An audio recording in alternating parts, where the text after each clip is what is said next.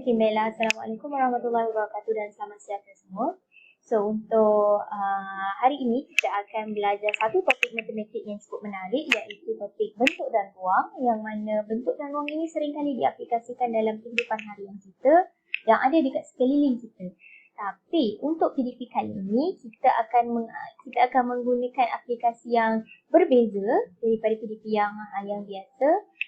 Iaitu kita akan menggunakan aplikasi GeoGebra untuk melakukan semua pengiraan yang melibatkan bentuk dan ruang dalam topik hari ini.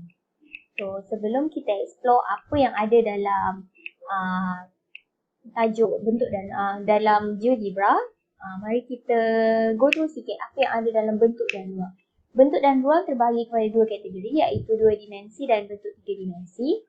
Okay, contoh-contoh bentuk dua dimensi ialah bentuk segi empat sama, segi empat tepat, bulatan dan juga segitiga. Manakala untuk contoh bentuk tiga dimensi ialah kubus, kuboid, piramid dan spiral. Okey, bentuk soalan yang boleh diuji untuk untuk pengiraan dalam topik bentuk dan ruang ini adalah untuk kita kira isi padu, kita kira ruang dan juga luas, serta kita boleh juga kira perimeter sesebuah bentuk ataupun gabungan mana-mana bentuk dua dimensi dan bentuk tiga dimensi. Okey, seterusnya. Okey, apakah yang dimaksudkan dengan perimeter? Perimeter ialah ukuran panjang keliling sesuatu objek, kawasan ataupun rajah, ataupun lebih dikenali sebagai hasil tambah keliling sesuatu bentuk dan ruang. Seterusnya ialah perimeter. Ini adalah formula perimeter. A tambah B tambah C sama dengan perimeter. A, B dan C itu saya wakilkan dengan panjang ukur lilit bagi sesuatu objek. Okay, seterusnya adalah apakah yang dimaksudkan dengan luas. Luas ialah jumlah kawasan yang meliputi sesuatu kawasan ataupun bentuk. Okay, ini adalah formula luas. Panjang darab lebar sama dengan luas. Okay, untuk isi padu pula, iaitu kebesaran sesuatu ruang dan objek ataupun bekas yang mempunyai ruang untuk diisi. Okey, ini adalah formula isi padu. Isi padu sama dengan panjang darab lebar darab dengan tinggi. Okey, so sekarang kita dah tengok dah tutup sikit apa yang ada dalam tajuk bentuk dan ruang. So sekarang ni kita proceed kepada main utama apa yang kita nak belajar pada hari ini, iaitu penggunaan GeoGebra. Okey. Sekarang kita akan mulakan cara untuk menggunakan GeoGebra. Okay, first kita buka dulu aplikasi GeoGebra dan anda akan lihat seperti paparan skrin yang ada, iaitu grid-grid seperti dalam kertas graf. Okay, so sekarang ni, untuk kalau anda perasan dekat bahagian sebelah kiri akan ada beberapa kotak menu yang disediakan. Dan sekarang kita perlu pilih kotak yang ketiga daripada sebelah kiri. Kita pilih kotak yang ketiga, iaitu kotak line. Kemudian kita tekan kotak line, akan keluar beberapa cabang daripada kotak menu line dan kita akan pilih pada klik pada segmen. Okey, sekarang kita tengok dekat grid ni, kat bawah ni ada tulis segment select 2 points of position. So maksudnya untuk menghasilkan satu segmen kita perlu klik pada 2 point. So sekarang ni pilih satu point daripada mana-mana point yang ada untuk hasilkan satu segmen. Sekarang kita klik pada point 5 dan 3. Kemudian kita bawa 3 unit ke kanan dan klik pada 8 dan 3. Maka terhasillah satu segmen yang diberi nama segmen F. Okey, untuk segmen yang kedua, sebelum saya terlupa, kita akan melukis satu bentuk segi empat sama. So, kalau segi empat sama ni mempunyai 4 segmen. So, sekarang ni kita perlukan 4 points untuk menghasilkan 4 segmen. So, sekarang kita dah ada dah ada 2 point. Ada point A dan point B. So, sekarang kita nak selesaikan pada bahagian kanan segi empat sama. So, sekarang klik pada point B. Bawa naik ke atas 3 unit. Kenapa kena 3 unit juga? Sebab ini adalah segi empat sama. Maka panjang kiri, kanan, atas, bawah mestilah sama. Untuk bahagian atas, klik pada C dan bawa ke kiri 3 unit. Terhasilnya point D dan segmen H. Kemudian cantumkan point D dan point A untuk menghasilkan satu segmen I. Okey, anda boleh lihat di sebelah kiri skrin, boleh lihat menu yang disediakan. Ini adalah maklumat-maklumat daripada kita punya lukisan. Panjang segmen untuk titik A dan B bersamaan dengan F. Panjangnya adalah 3. Panjang G juga adalah 3, panjang H juga adalah 3 dan panjang I juga adalah 3. Jadi jelaslah di sini menunjukkan bahawa segi 4 yang kita buat ini adalah betul. Sebab panjang segmen kiri, kanan, atas dan bawah adalah sama. So sekarang ni kita dah ada satu gambar aja dan kita dah boleh buat pengiraan. Pengiraan yang saya maksudkan adalah ini adalah bentuk dua dimensi. Jadi bentuk dua dimensi kita boleh membuat pengiraan perimeter.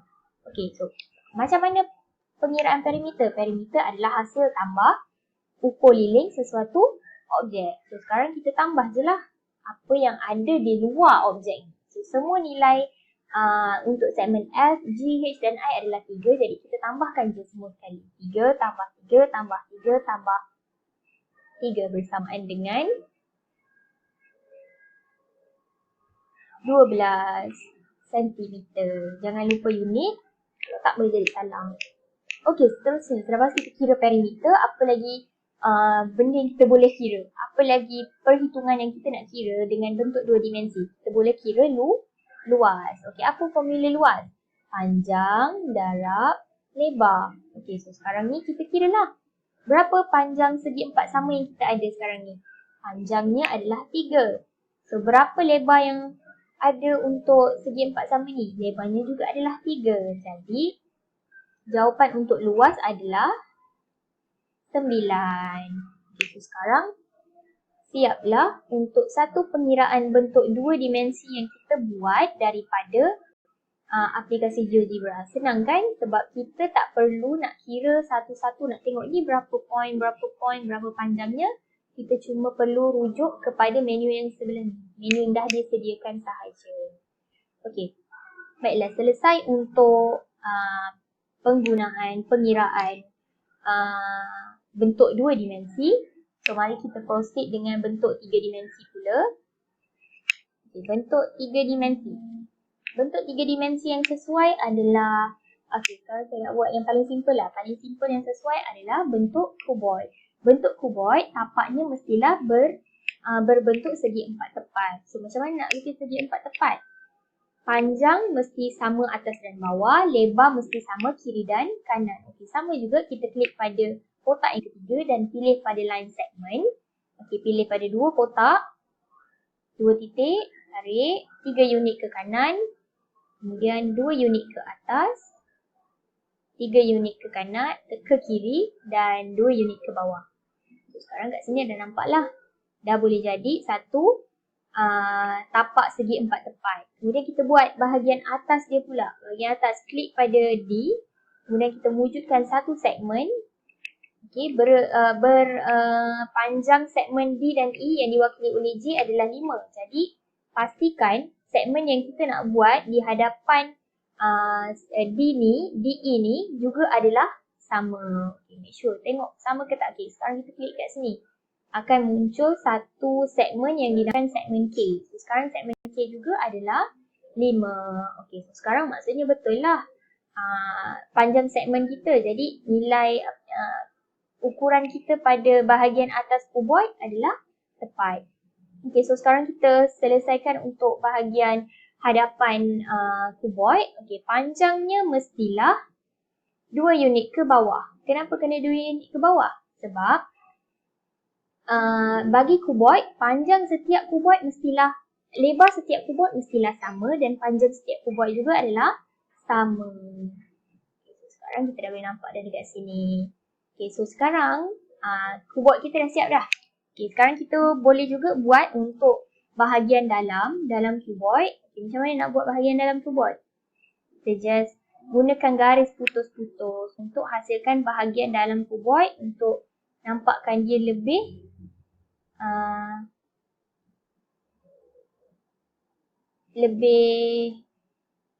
lebih boleh kita lihatlah ruang dia yang berada di bahagian dalam. Okey, kemudian kita buat ruangan dalam. Klik di sini untuk hasilkan satu segmen P, kemudian klik di sini untuk hasilkan satu segmen Q dan juga untuk hasilkan satu lagi segmen R untuk bahagian dalam kotak kuboid ini.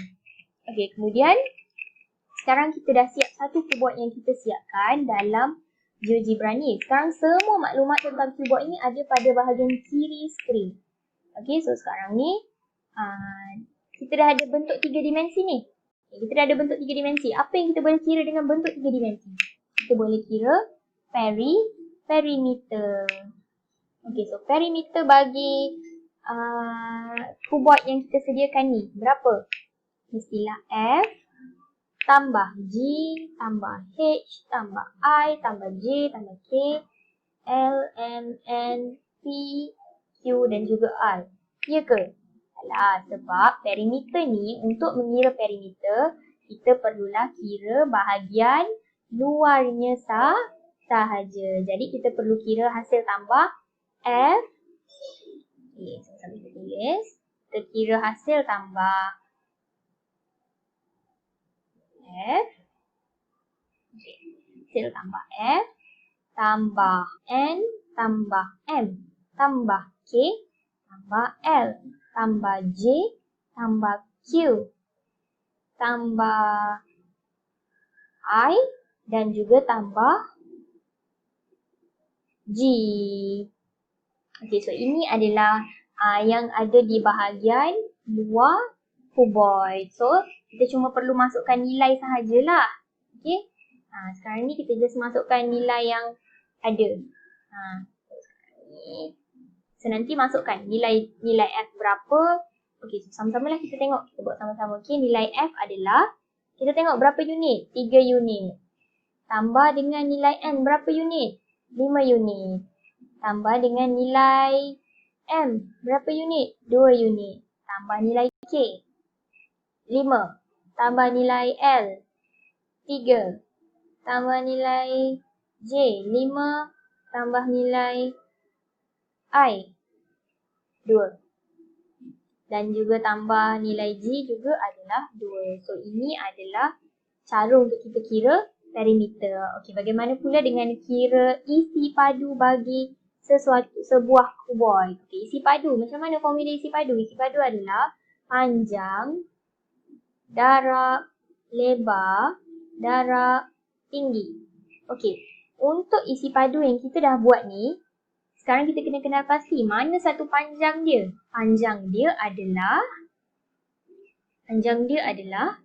N. Okey, ini adalah panjang untuk cuboid. Okay, ini panjang, lebar, ini lebar dia adalah F, dan juga tinggi dia adalah M. So sekarang ni panjang dia adalah N. N nilai dia berapa? Tengok dekat skrin. N nilai dia adalah 5. Okey. Kemudian kita darab dengan lebar. Lebar dia berapa? Lebar dia adalah G. G adalah 2. Salah. Lebar dia adalah F. F adalah 3. Dan G tu adalah tinggi dia. So, tinggi dia adalah 2. So, sekarang ni kita dah boleh kira berapa nilai isi padu. Dan nilai isi padu adalah 30 cm cube. Okay. So, ini sahaja cara penggunaan GeoGebra yang kita boleh laksanakan dalam konsep bentuk dan ruang. Nampak mudah kan? Mudah sangat sebab kita dah tak perlu nak tengok satu-satu. Berapa ni nak kira setiap nilai ni? Kita cuma perlu refer kepada penggunaan pada maklumat yang telah disediakan. Bila kita klik satu titik, maka terhasilnya satu poin yang baru dan dah tertera dah pun berapa poin yang ada. Okay, so itu sahaja daripada saya. Terima kasih.